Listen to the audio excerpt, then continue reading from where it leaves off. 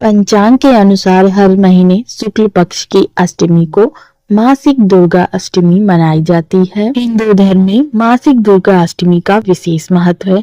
नवरात्रि में पड़ने वाली अष्टमी को महाअष्टमी कहा जाता है। इसके अतिरिक्त हर महीने के शुक्ल पक्ष की अष्टमी तिथि को मासिक दुर्गा अष्टमी व्रत किया जाता है। इस दिन माँ दुर्गा का विधि विधान से पूजा करने के साथ ही भक्त उन्हें प्रसन्न करने के लिए व्रत भी करते हैं। तो आइए जानते हैं साल 2025 में अप्रैल के महीने में चैत्र मासिक दुर्गा अष्टमी कब पड़ रही है, अष्टमी तिथि कब शुरू और कब समाप्त होगी। साल 2025 की चैत्र माह की मासिक दुर्गा अष्टमी 5 अप्रैल 2025 दिन शनिवार को है। अष्टमी तिथि का प्रारंभ 4 अप्रैल को रात्रि 8:12 पे होगा और अष्टमी तिथि की समाप्ति 5 अप्रैल को शाम को 7:26 पे हो रही है। मासिक दुर्गा अष्टमी का महत्व। मासिक दुर्गा अष्टमी के दिन व्रत व पूजन करने से माँ जगदम्बा का आशीर्वाद प्राप्त होता है। मान्यता है कि माँ आदिशक्ति अपने भक्तों के कष्टों को दूर करती हैं। दुर्गा अष्टमी व्रत करने से घर में खुशहाली, सुख, समृद्धि और धन आता है। मासिक दुर्गा अष्टमी पूजा विधि। मासिक दुर्गा अष्टमी करने वाले साधकों को सप्तमी के दिन सात्विक भोजन ग्रहण करना चाहिए। रात्रि में भूमि पर शयन करना चाहिए। अगले दिन यानी अष्टमी तिथि को ब्रह्म बेला में उठकर घर की अच्छी तरह से साफ सफाई कर गंगा जल से पवित्र करे।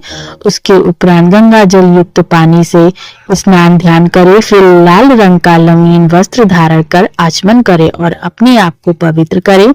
इस समय माता का ध्यान कर व्रत का संकल्प लें। अब पूजा गृह में एक चौकी पर माँ दुर्गा की प्रतिमा अथवा तस्वीर स्थापित कर षोडश उपचार करें। माँ दुर्गा को लाल रंग अति प्रिय है, अतः पूजा में उन्हें लाल पुष्प और लाल फल अवश्य भेंट करे। साथ ही 16 श्रृंगार और लाल चुनरी भी चढ़ाए। अब माँ दुर्गा की पूजा धूप, दीप, दीपक आदि से करे। पूजा करते समय दुर्गा चालीसा का पाठ करे और निम्न मंत्र का जाप करे। सर्व मंगल मांगल्ये शिवे सर्वार्थ साधिके शरण्ये त्र्यंबके गौरी नारायणी नमोस्तुते।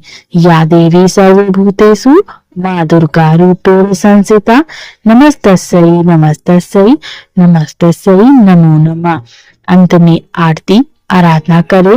दिन भर उपवास रखे। साधक चाहे तो दिन में एक बार फल और जल ग्रहण कर सकते हैं। शारीरिक शक्ति का दमन न करे। यथाशक्ति तथा भक्ति के भाव से व्रत उपवास करे। शाम में आरती अर्चना के बाद फलाहार करे। रात्रि में जागरण कर भजन कीर्तन कर सकते हैं।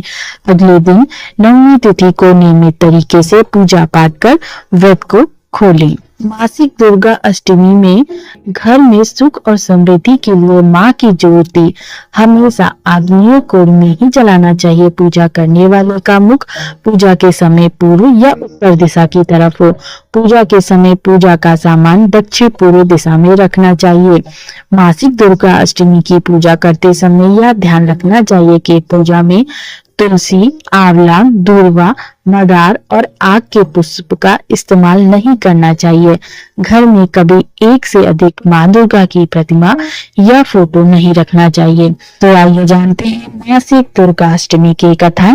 पौराणिक मान्यता के अनुसार प्राचीन काल में असुर दंभ को महिषासुर नाम के एक पुत्र की प्राप्ति हुई थी, जिसके भीतर बचपन से ही अमर होने की प्रबल इच्छा थी। अपनी इस इच्छा की पूर्ति के लिए उसने अमर होने का वरदान हासिल करने के लिए ब्रह्मा जी की घोर तपस्या आरंभ की। महिषासुर द्वारा की गई इस कठोर तपस्या से ब्रह्मा जी प्रसन्न हुए और उन्होंने वैसा ही किया जैसा महिषासुर चाहता था। ब्रह्मा जी ने खुश होकर उसे मनचाहा वरदान मांगने को कहा। ऐसे में महिषासुर, जो सिर्फ अमर होना चाहता था, उसने ब्रह्मा जी से वरदान मांगते हुए खुद को अमर करने के लिए बाध्य किया। परंतु ब्रह्मा जी ने महिषासुर को अमरता का वरदान देने की बात ये कहते हुए टाल दी कि जन्म के बाद मृत्यु और मृत्यु के बाद जन्म निश्चित है, इसलिए अमरता जैसी किसी बात का कोई अस्तित्व नहीं।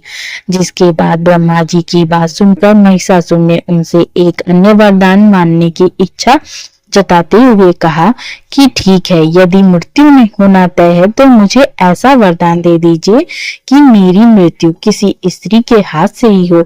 इसके अलावा अन्य कोई दैत्य, मानव या देवता कोई भी मेरा वध न कर पाए।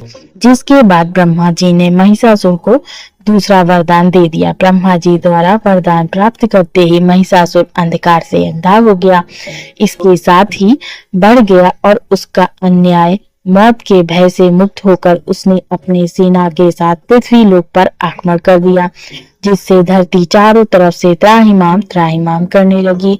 उसके बल के आगे समस्त जीवों और प्राणियों को नतमस्तक होना पड़ा।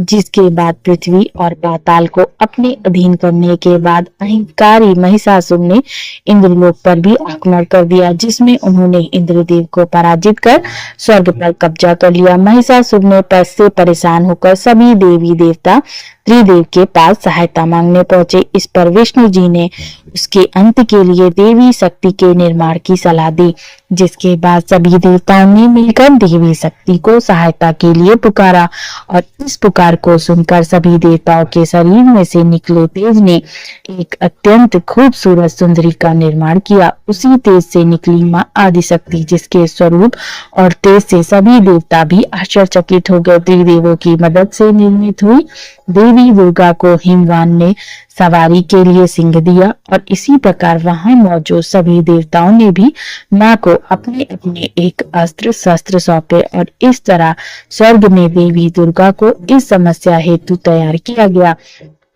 माना जाता है कि देवी का अत्यंत सुंदर रूप देखकर महिषासुर उनके प्रति बहुत आकर्षित होने लगा और उसने अपने एक दूत के जरिए देवी के पास विवाह का प्रस्ताव तक पहुंचाया। अहंकारी महिषासुर की इस ऊंची हरकत ने देवी भगवती को अत्यधिक क्रोधित कर दिया, जिसके बाद ही माँ ने महिषासुर को युद्ध के लिए ललकारा। माँ दुर्गा से युद्ध की ललकार सुनकर ब्रह्मा जी से मिले वरदान के अहंकार में अंधा महिषासुर उनसे युद्ध करने के लिए भी तैयार हो गया। इस युद्ध में एक एक करके महिषासुर की संपूर्ण सेना का माँ दुर्गा ने सर्वनाश कर दिया। इस दौरान माना ये भी जाता है कि ये युद्ध पूरे 9 दिन तक चला, जिस दौरान असुरों के सम्राट महिषासुर ने विभिन्न रूप लेकर देवी को छलने की कई बार कोशिश की, लेकिन उसकी सभी कोशिशें आखिरकार नाकाम रही और देवी भगवती ने अपने चक्र से इस युद्ध में महिषासुर का सिर काटते हुए उसका वध कर दिया। अतः इस तरह देवी भगवती के हाथों महिषासुर की मृत्यु संभव हो पाई। माना जाता है जिस दिन माँ भगवती ने स्वर्गलोक, पृथ्वीलोक और पाताल लोक को महिषासुर के पापों से मुक्ति दिलाई, उस दिन से ही दुर्गा अष्टमी का पर्व प्रारंभ हुआ। आशा है आपको ये जानकारी पसंद आई होगी। अगर वीडियो पसंद आई है तो वीडियो को लाइक कर दे और अगर मेरे चैनल पर नए आए हैं तो जल्दी से जाके मेरा चैनल सब्सक्राइब कर दे। जय माँ दुर्गे।